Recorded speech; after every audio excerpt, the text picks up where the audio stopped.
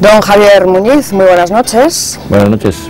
Javier Muñiz es, entre otras cosas, hoy me he traído chuleta, Hoy me he traído chuleta, tengo que confesarlo, porque claro, no quiero que se me escape ninguna de las responsabilidades que ahora mismo ostenta nuestro invitado en esta edición de Sin Acritud en Telebahía, titular, director académico del Centro de Formación Profesional de Crowley de Santander, presidente de la Asociación de Centros de Enseñanza Privada de Cantabria y profesor. Y antes de profesor, alumno. Así claro, que vamos a aprovechar para hacer un recorrido por esa parte fundamental de la vida de uno, que es los inicios, donde asienta los pilares, donde echa raíces y probablemente sean las raíces de las que luego sale el árbol, más o menos derecho. No sé si es el caso, no sé si Javier Muñiz ha acabado siendo lo que pensó que iba a ser cuando era pequeñito. Caray, parece que me has leído el pensamiento. Vaya por Dios. Yo tuve la suerte de tener a una maestra maravillosa en mi pueblo, en el pueblo de Mompía, en el Ayuntamiento de Santa Cruz de Bezana, que es donde yo nací en Bezana, pero mis padres vivían y yo crecí, por tanto, esa primera infancia en el pueblo de Mompía.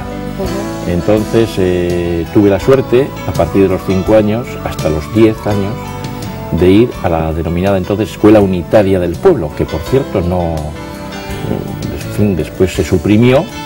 Y afortunadamente he oído recientemente y he leído que van a hacer un colegio en Mompía, quizá como consecuencia de la eclosión de población que ha ido hacia aquella zona, ¿no? Entonces yo tuve una maestra tan maravillosa, tan excepcional, una mujer tan extraordinaria, doña María Torner, que esa mujer, y yo estoy convencido, esa mujer ha marcado mi vida. Sin esa mujer, sin esa maestra en mi pueblo, ni yo ni otros chicos de ese pequeñito pueblo, te estoy citando, donde yo me crié, pues habríamos profesionalmente seguramente hecho nada más allá que seguir con nuestros padres de ganaderos, en el campo, trabajando quizá en alguna empresa de no sé de qué, pero sin grandes proyectos de vida personal, cosa que la mayor parte de los chicos de mi generación tuvimos la oportunidad de desarrollarnos, porque esta mujer fue, no sé, una suerte para el pueblo, porque yo creo que con ella vino, no sé, desarrollo en los años 50 en el pueblo de Mompía. O sea que ella fue quien te insufló aquella inquietud por abrir otro camino en tu vida que no era el que estaba marcado en tu entorno, ¿no? Pues mira, esa mujer a mí, aparte de cuando vas a la escuela, cuando eres un niño de 5 a 10 años, una de las cosas que yo valoraré y que recuerdo y que siempre que surge este comentario lo manifiesto, es que me hizo aficionarme a la lectura. Generó en mí una actitud positiva ante la lectura. En la escuela leíamos todos los días, todos los niños, era una escuela mixta, niños, niñas, y de todos los niveles, había niños de todas las edades, porque la típica escuela de entonces se llamaba así, la escuela unitaria, pero era esencial que todos los días leyéramos. Y de hecho había una pequeña biblioteca, que no era otra cosa que un armario en una esquina de la habitación, aula, donde había no más de 12 y media de libros, pero que de alguna manera les utilizábamos todos los días, y todos los días leíamos un ratito con ella, con su bata, la estoy viendo, con su bata blanca, nos llevaba uno por uno a su mesa, mientras que ella corregía, hacía cuentas, las típicas cosas propias de la maestra, las distintas actividades. Nosotros leíamos, ella escuchaba. ¿Recuerdas que leíais? Yo sí me recuerdo perfectamente. Es más, hay una anécdota que es la que tiene, en esta anécdota intervino la actual consejera de Educación, la señora Díaz Tezanos, que se sorprendió, y la anécdota tiene que ver, en relación, que si recuerdo lo que leía, con el día de la inauguración del Centro de Recursos de Cabezón, creo que es en Cabezón, ¿no? El Centro de Recursos, el museo de recursos de la escuela, ¿no? Entonces nos habían invitado mucha gente, yo era uno de los invitados, y en un momento, mirando las cosas que allí había, vi un libro. Casualmente yo en ese momento estaba junto a la consejera y con el director general, Ramón Ruiz, y yo, caray, pero si este es el libro que estaba en la biblioteca de mi escuela, pero si le conozco yo este libro, un libro que se llama 100 figuras españolas, era un libro de biografías. Y claro, la anécdota es que cuando yo vi el libro me emocionó, porque no le había vuelto a ver, porque, en fin, y yo, como tenía tanto recuerdo, le dije a la consejera, ¿quieres por favor abrir el libro en una página cualquiera? Y la consejera, un poco sorprendida, un tanto sorprendida, pues abrió el libro. Y yo, ¿dónde lo has abierto? Y me dice, pues Palafox. Y entonces yo la dije, tenía José Rebollo Palafox 17 años cuando comenzó su carrera militar. A los 30 años era brigadier en los ejércitos reales. Cuando estalló la guerra de la independencia se encontraba preso en una torre de ¿Te lo sabías? etcétera, de memoria. De memoria. Pues otros hemos aprendido también, así te diré. Las capitales de provincia las hemos, las provincias, perdón, y las capitales, las aprendimos cantando. Claro, no, yo cantando no. Y la tabla del multiplicar la aprendimos cantando. Y hoy es el día que repasas, por ejemplo, las capitales de provincia de la Comunidad de Castilla-León.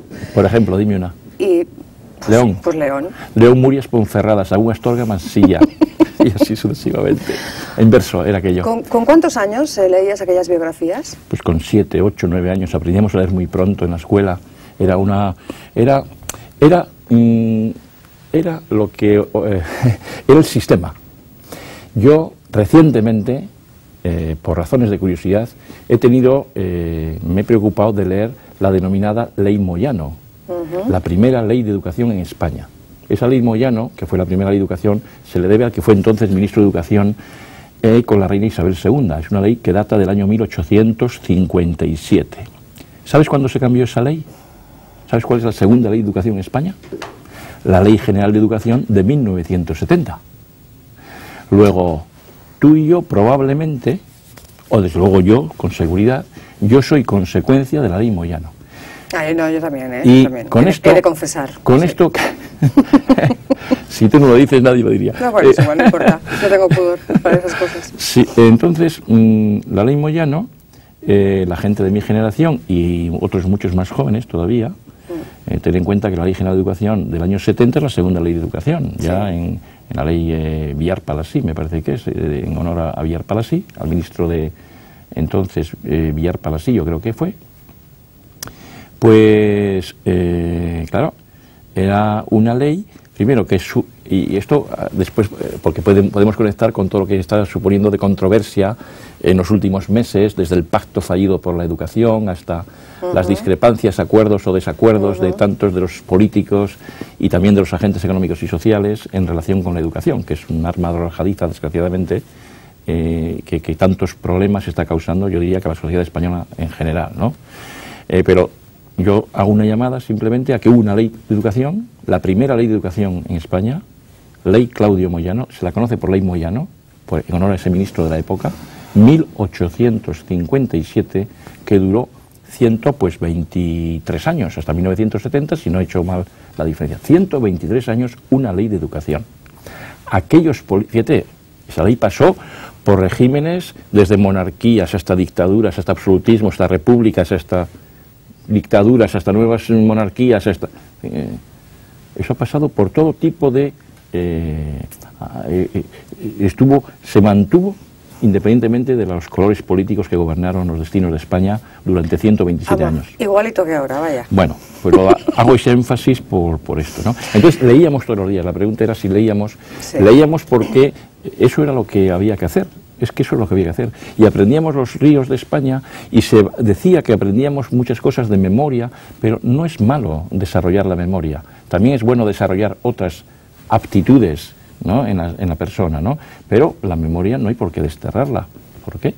Es bueno memorizar. El otro día, charlando en este mismo programa con María José Sáenz de Buruaga, la secretaria general del Partido Popular de Cantabria, hablando un poco de cosas que nos tocan la piel a los ciudadanos de manera directa, como es la educación, y sobre todo si se tienen hijos, como es el caso de María José Sáenz de Buruaga. Y hablábamos precisamente de cómo es la educación que están recibiendo las nuevas generaciones en este país, que tiene, bueno, pues aportes evidentes y muy valiosos, como son los que traen consigo las nuevas tecnologías, todo lo que tenga que ver con la informática, con la comunicación, con Internet, etcétera, etcétera, ¿no? Y que tiene también esa otra parte que, bueno, a mí personalmente me da mucha pena. Yo tengo la sensación de que se están perdiendo muchas cosas, de que los chavales se están perdiendo muchas cosas.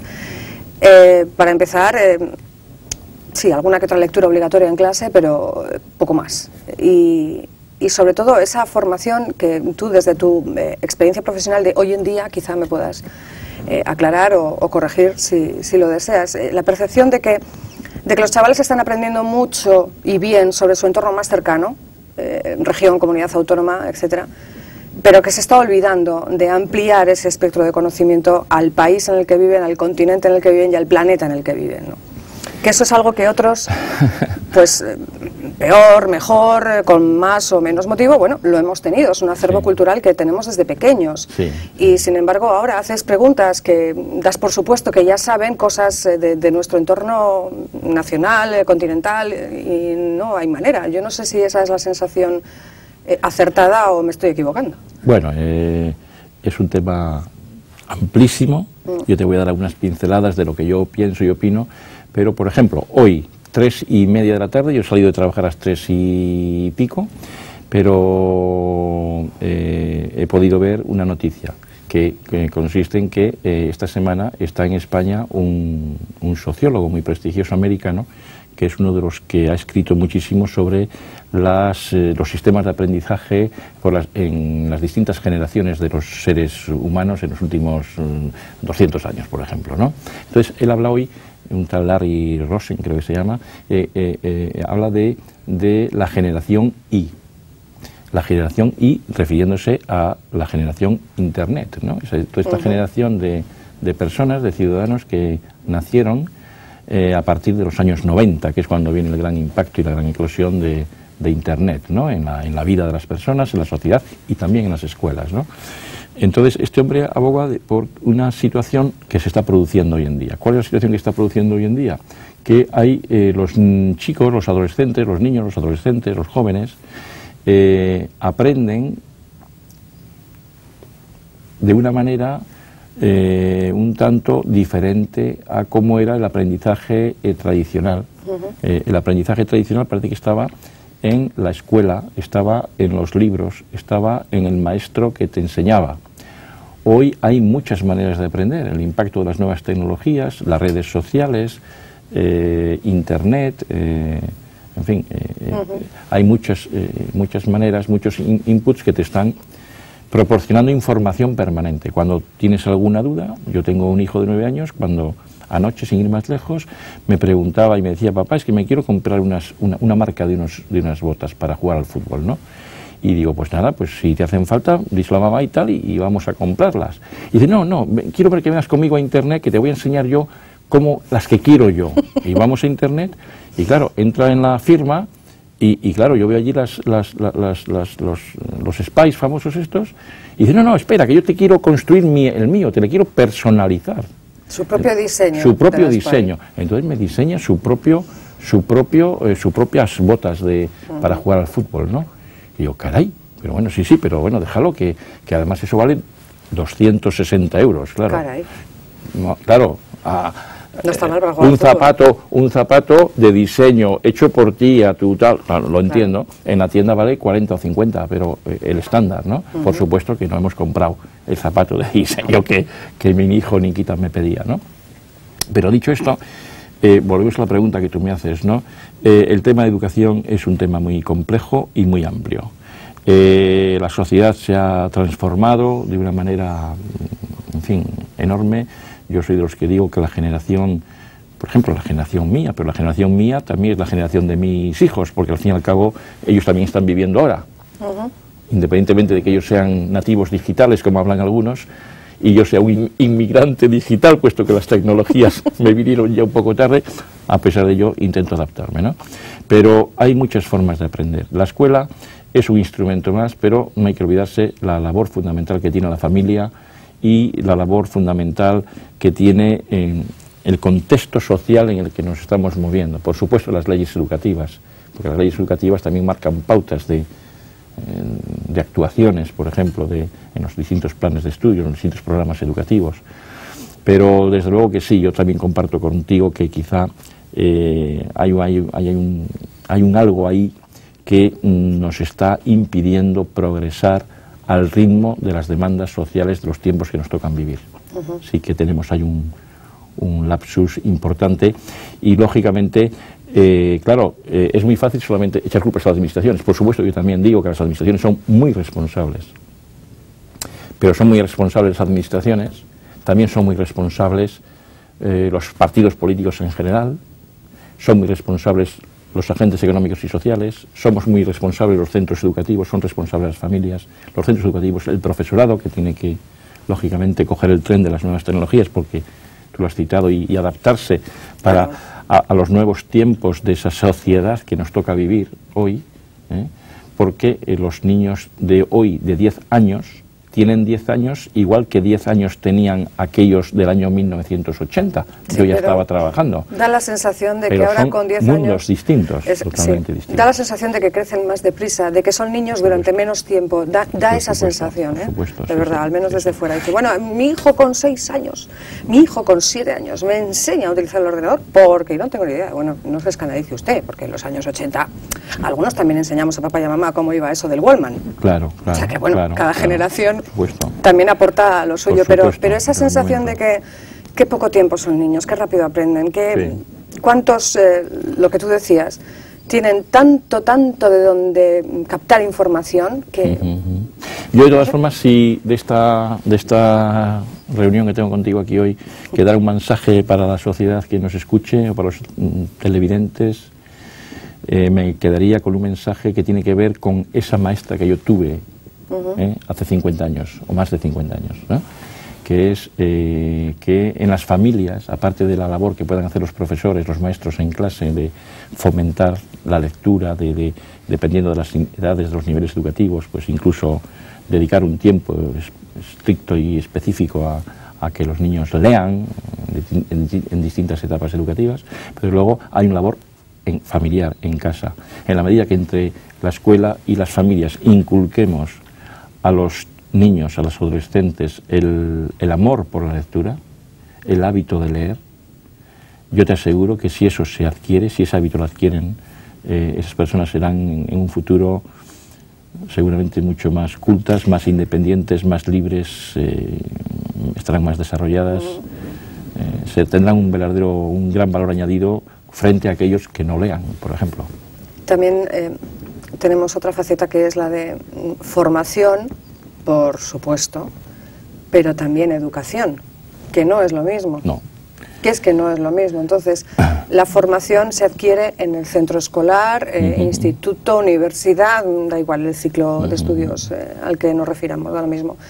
Pero la educación, además de impartirse en cierto modo en ese centro escolar, eso desde luego tiene mucho que ver con el ámbito familiar, como tú comentabas. Por supuesto. Y hay quien da por hecho que educación y formación todo depende del centro escolar y que es lo mismo, y no tiene nada que ver. La manera de hacer las cosas, la manera de decir las cosas y la manera de comportarse en sociedad es tan importante como los conocimientos que puedas adquirir, ¿no? La escuela es un instrumento. La verdadera y primera responsabilidad en la educación con mayúsculas de un ser vivo, de una persona, de un niño, está en el núcleo familiar, eso es evidente. Por supuesto que a partir de una edad temprana los niños ya van también a las escuelas y hay un componente de apoyo, de ayuda a esa educación. Cierto es que esa educación a veces tampoco es cuestión de culpar, no se trata de culpar a las escuelas o de culpar a las familias o de culpar al Ministerio de Educación o a la Consejería. No, es que esto no es un tema para tratarlo de una forma aislada, ¿no? Esto es un trabajo en equipo. Esto es un trabajo en equipo, esto es un trabajo global que nos corresponde a todos. Cierto es que desde las administraciones educativas tiene mucho que decir y han favorecido, y desde las leyes no son inocuas, tienen cargas ideológicas y filosóficas, ¿no? Y desde luego en ese sentido, pues bueno, hay un porcentaje altísimo de la población y de la ciudadanía española y de profesionales incluso del mundo educativo que consideramos que, en fin, las leyes de la LOCSE para acá pues han sido unas leyes con excesiva carga ideológica y con un limitado pragmatismo pedagógico y educativo, ¿no? Es decir, han sido unas leyes muy sesgadas, tratando temas educativos de una forma un tanto sesgada, porque se han devaluado valores tradicionales que no son no son capitalizables por ninguna persona, independientemente del signo político, religioso o personal, o seas hombre o mujer de una edad o de otra. Hay valores que son, en fin, que son atemporales y que no se pueden perder, y muchos de ellos sí que se han perdido. Consecuencia de ello, se está llegando al extremo en algunas comunidades autónomas, como por ejemplo la Comunidad Autónoma de Madrid, de tener que sacar una ley de la autoridad del profesorado. O sea, hay que, cuando en la vida de un ciudadano hemos pensado, se ha cuestionado la autoridad de un profesor o de un maestro en clase, en el ejercicio de su profesión docente, ¿no? Pues algunos no solo son cuestionados, algunos son incluso agredidos. Lo sé, pero precisamente eso es consecuencia no solamente de las leyes educativas, que probablemente también, que no han afrontado ni han abordado determinados valores, dando a cada cual en su justa medida las atribuciones que le corresponden. Es decir, en un equipo de fútbol el entrenador es quien dirige el grupo, y cuando un jugador no sigue las instrucciones del entrenador, le cambia, le quita, le sustituye. Yo no digo que en una escuela, cuando un niño no siga las instrucciones del maestro, el maestro le saque de la clase, le mande a su casa. Otros instrumentos de persuasión o de sanción, dependiendo del hecho, ¿no? Y desde luego, pues sí, ese es uno de los valores atemporales, que yo llamaría atemporales, que se han perdido, como es, por ejemplo, el respeto a la figura del profesional docente, del maestro. Se han perdido otros muchos valores, lamentablemente, o se han devaluado. Si no perdido, al menos están por ahí un tanto apartados, ¿no? Llámese, pues no sé, el espíritu colaborativo, la participación, la tolerancia, el respeto. Javier, ¿qué opinión te merece, o dicho de otra manera, crees que ha hecho daño o que no ha hecho daño, simplemente que ha pasado desapercibida, aquella afirmación de hace unos años de determinados psiquiatras, psicólogos, que apostaron por eso de los padres deben ser amigos de sus hijos? ¿Eres de los que piensan que esa frase ha hecho más daño que bien, o crees que no es bueno, para tanto? Sinceramente pienso que esa frase es inaceptable. Yo, evidentemente, yo no me puedo abstraer de lo que pasa en el mundo. Yo tengo un hijo, mi hijo menor tiene 9 años, va a la escuela, vive en sociedad, vive en el mundo actual, y por supuesto que a veces aspira a que yo sea su amiguito y me trata, o me pretende, o aspira a tratarme como a un amigo, de la misma que trata al niño de la escuela, y oye tú y déjame, y con esas ligerezas, o con ese lenguaje coloquial, esas formas que a veces hablan los niños entre sí. Pero yo a mi hijo, evidentemente, y lo que quiero para mi hijo, lo quiero para los hijos de cualquier otra familia, cualquier otro padre, le digo que yo no soy su amigo, yo soy su padre. Yo soy su padre, no soy su amigo. Es decir, yo creo que el concepto de padre es un concepto a mayores en relación. Tú puedes tener un amigo y ser muy amigo, y eso es una relación que tiene un valor que es extraordinario, que es estupendo, pero la condición ser padre o ser hijo es que es exclusiva. Es que amigos, puede ser amigos de cientos de personas, pero yo como padre no soy uno entre cientos o entre miles, como pueden ser los amigos. No, yo soy único, exclusivo, yo soy su padre. Lo mismo que él para mí es exclusivo, único, es mi hijo. Y ahí hay una relación de cariño, de afecto, pero también de autoridad y de respeto. Sí, ahí hay que conjugar todas esas variables.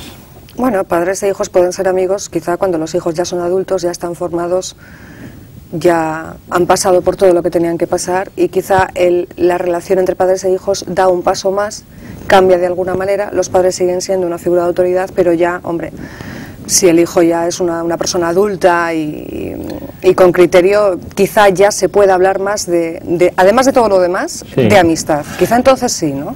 Bueno, yo sí, pero... Sí, pero... Yo, es que nada más que, como bien dices, intento hacer una reflexión en mi propia experiencia personal con mis propios padres. Yo procedo de una familia muy humilde, mi padre era ganadero, mi madre, pues una persona, para ser una mujer emprendedora, maravillosa, que, pues fíjate, mi madre ya hace 60 años tenía un negocio en el pueblo, ¿no? O sea, tenía un negocio, la típica, lo que se llamaba allí, una tienda de ultramarinos y bebidas, es decir, la tienda del pueblo, el bar del pueblo, ¿no? Eso lo gestionaba y lo regentaba mi madre, porque mi padre estaba con los temas de la ganadería, de las vacas, de la agricultura, etcétera.